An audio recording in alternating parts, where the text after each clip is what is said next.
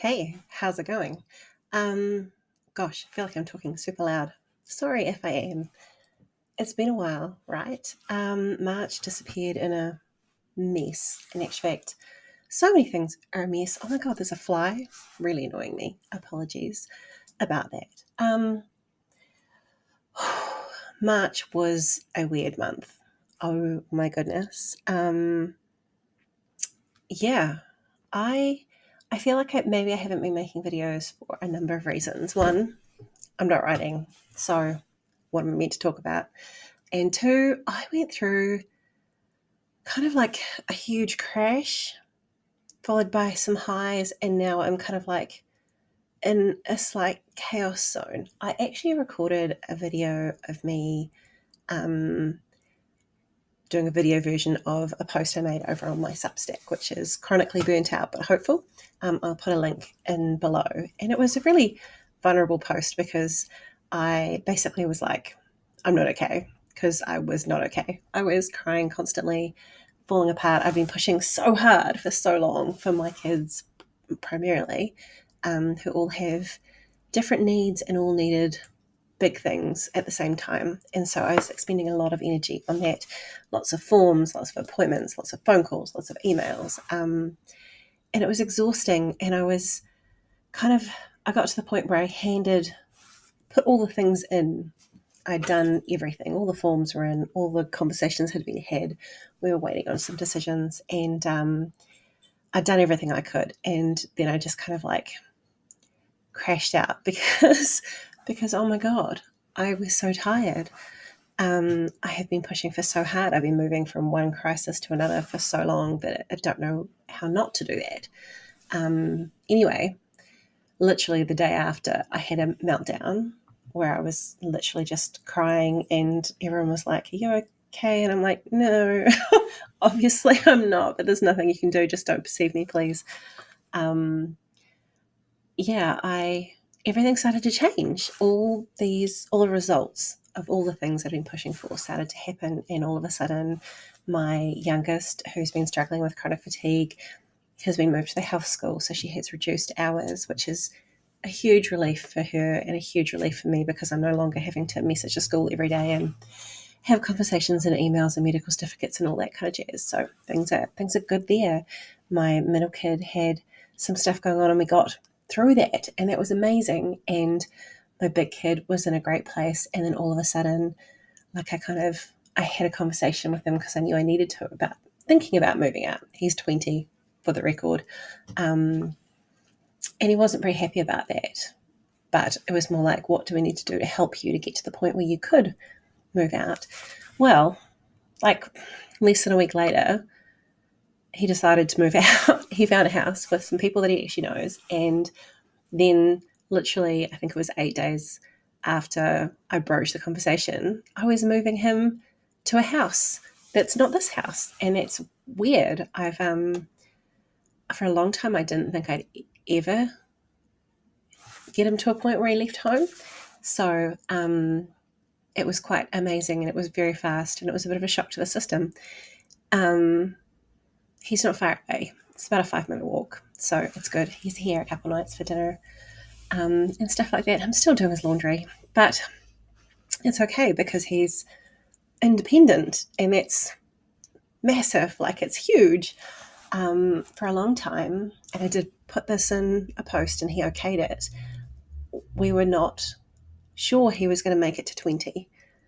we they've been we've been dealing with this for a really long time. His mental health has been terrible, and lots of really complicated stuff going on there, which I won't go into because it is his stuff. But he was convinced he was never going to make it to 20. So when he made it to 20, I had a meltdown. It was kind of like I've been holding all this tension in my body, just waiting for him to not be here. And then he was 20 and he was still here. And what's more, when he said, I don't want to be here anymore, he didn't mean the world or life. He meant this house or this town. He wanted more. And it was so hard to get my head around in some ways. Wonderful, obviously, but like a real like there's all this relief, a sense of relief. And so he's moved out of the house, and we've got that same kind of sense of relief. There's a lot more space in the house. There's less on my plate. I'm not in a heightened state of worry all the time, except that my brain doesn't know that, and my body doesn't know that I don't need to keep worrying. Um, so I'm currently stressing out about literally everything, and the smallest things are spinning me out, and I can't seem to stop the noise in my head, which is frustrating. I have written a post about that too. I'll also link to that one, but it's kind of like recovery. It's weird, right? Like it's not linear, and it doesn't all happen in the way you might think it does. And I could never have predicted how I would feel having my eldest child move out of home. I'm so proud of him. I'm so happy for him that he can do this and he can be independent, and that he's actually doing pretty well. Like he's doing so much better than I thought he would, because my natural default position is to worry that things are just going to be terrible, because he has struggled so much. So I guess I've been in constant crisis mode for a number of years now, because when I say things were really bad, they were really bad. And I don't want to put details out there or anything, but it was really hard. And we're all still here, and we're all of us in one way or another traumatized, and we're all now, he as an independent adult living in a house with other people is learning all these new skills, learning to be without us here all the time, even though we're just around the corner, and we are learning how to live in this house without him. And it's weird. It's really weird. The brilliant thing is, at some point, I think we said 2 months, maybe 6 weeks, I might get lucky. He might decide earlier. I can take over his room as an office and have a space of my own. Yeah, I'll do a video on that at some point, because I have purchased some furniture already and put like paint swatches on the wall and stuff like that. So I have plans, and it's lovely to dream about a place that is mine, that I don't have to share. So that's weird to think of as well, because I've wanted that for so long, and I never thought I'd get it. I just thought I would always be slotting myself into other spaces in the house. At one point I had my office on, like, basically it was the corner of a cabinet that the TV was on. I've been in the lounge, I've been in the kitchen, I have been in a dingy sleep out that literally no one wanted to spend any time in, let alone me. It was not conducive to writing. I have, more often than not been in the lounge. And in some ways that's good, because it is the heart and soul of our house typically, and people can always find me. But it's not always conducive to getting stuff done, especially because, like, some of my top Clifton strengths, one of them is adaptability. So I see things and I respond, and that's a challenge when I'm trying to stay focused. I have also just had an ADHD diagnosis, which is wild if you ask me. I have suspected for a little while, but was really surprised what my scores were. My kids actually prompted me to to look into it. They keep saying, you've got ADHD, you've got ADHD, you've got ADHD. And I'm like, no, well, I can do this and I can do that, and I'm okay. But also 20 times a day, where did I put my phone? I mean, I actually got sick of saying, the thing I say the most is, where did I leave? I can't find most things most of the time. I've been resigned from grocery shopping because I just can't do it. I spend too much money. I don't get half the things on the list. I get overwhelmed and overstimulated, and I can't do it. And it's kind of nice for them to go, actually, we're going to take that off your plate because you suck at it. And to be able to go, I do suck at it. I hate it. I hate it so much with a fiery passion. I was that person who would drive to the supermarket the long way and then sit in the car for probably 20 minutes before I could get myself to go into the supermarket. And they'd be like, I thought you were just going to go and get some bread or something. And I would, but it would take me longer to force myself to get out of the car to go in than it would that I was in the supermarket. So anyway, I am apparently very, very much an ADHD person. So I'm adjusting to that as well. I do have an appointment next week to talk medication and stuff like that, and that could be interesting.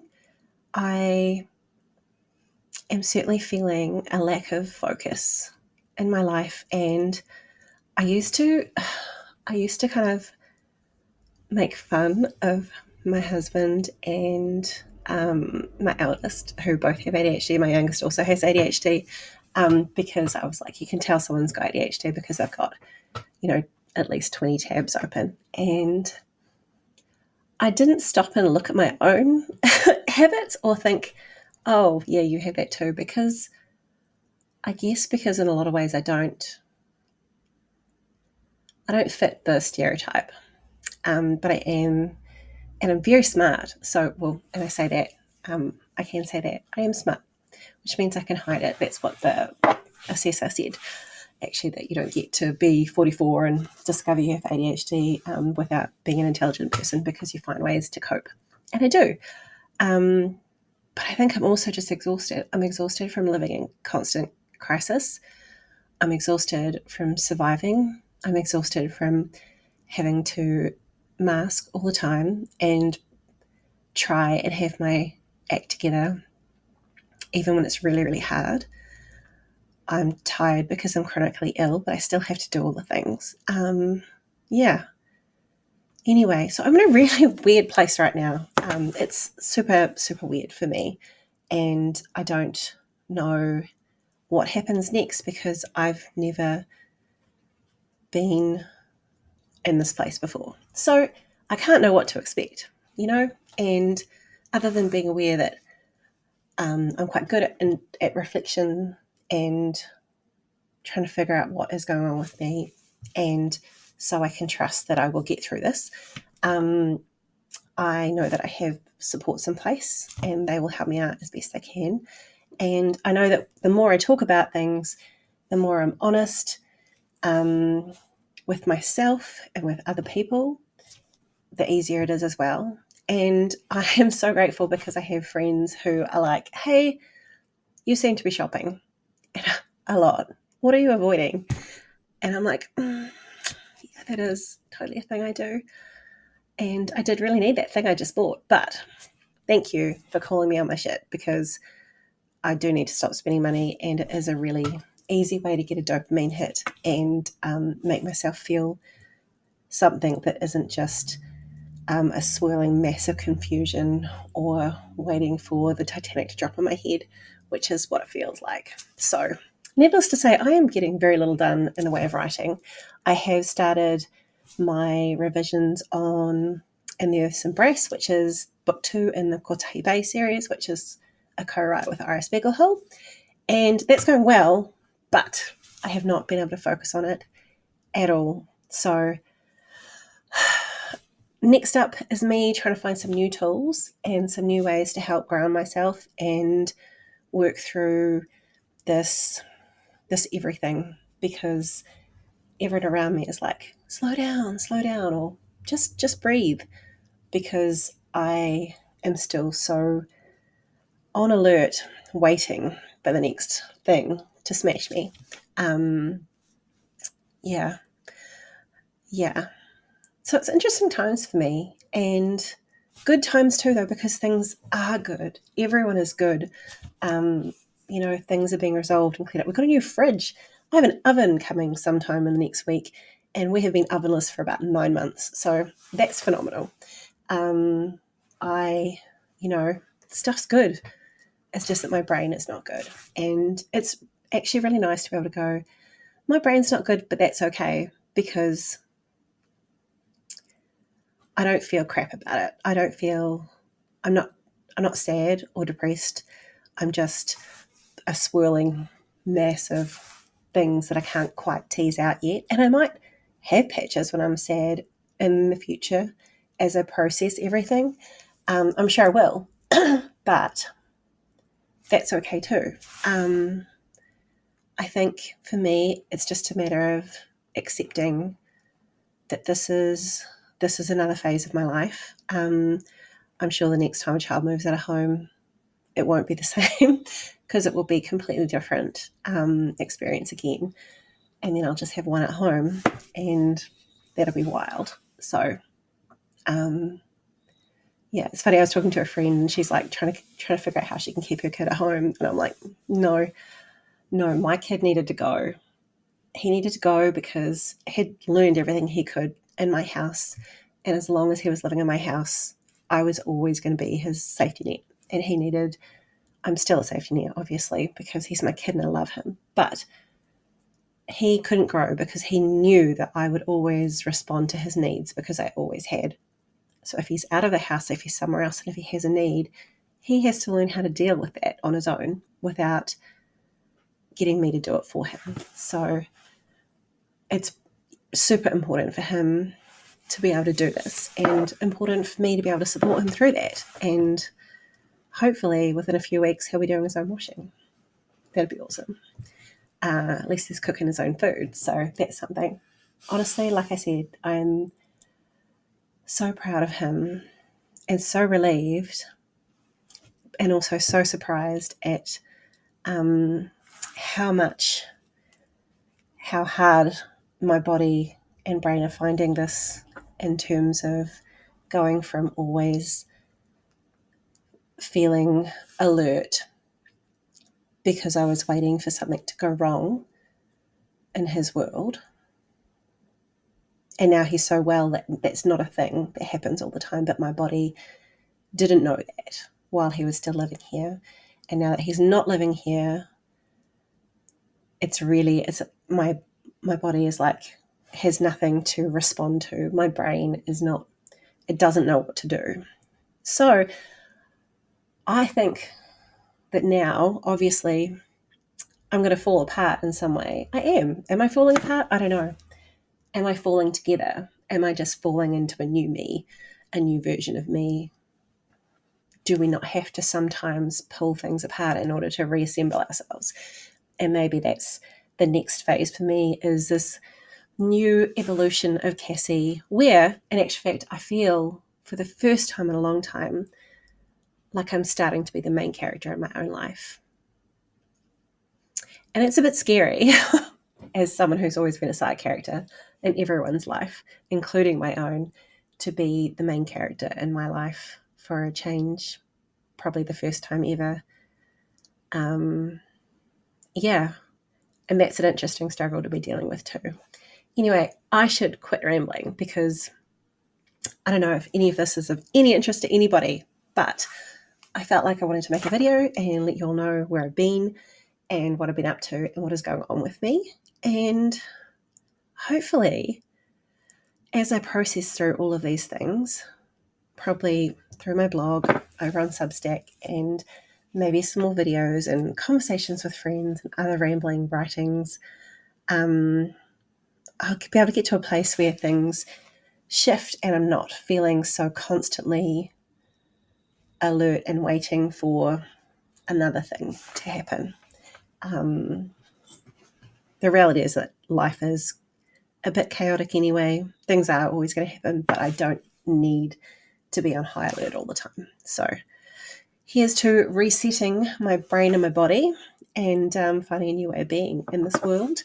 That includes me being the main character of my own life. If you've stayed all the way to the end, well done, congratulations. I'm impressed. Leave me an emoji and let me know. And yeah, drop me a comment. Have you been in a weird place like this before? Any hints or tips, welcome. And I will catch you soon.